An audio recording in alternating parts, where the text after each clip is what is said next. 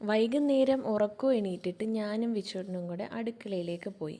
നല്ല വിശപ്പുണ്ടായിരുന്നു. അപ്പോൾ എന്ത് ഈവനിങ് സ്നാക്ക് ഉണ്ടാക്കുമെന്ന് മനസ്സിൽ വിചാരിച്ചപ്പോഴാണ് ഇലയട ഉണ്ടാക്കാമെന്ന് കരുതിയത്.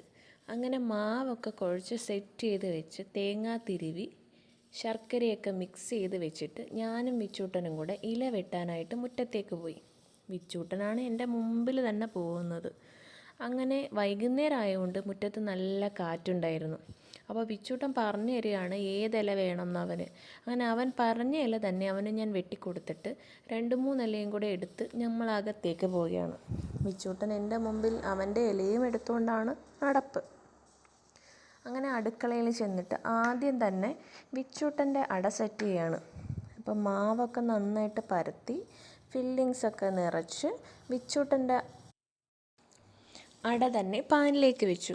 അപ്പോൾ അത് റെഡിയാകുന്ന സമയം കൊണ്ട് ഒരു ചായയും കൂടി ഇട്ടു.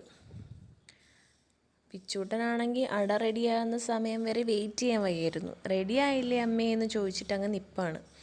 അങ്ങനെ അടയും ചായയും എടുത്ത് നമ്മൾ 2 ആളും കൂടി സിറ്റ് ഔട്ടിൽ പോയിരുന്ന് ഫുള്ള് ഫിനിഷ് ചെയ്തു. അപ്പോൾ അത്രയേ ഉള്ളൂ. ടാറ്റാ.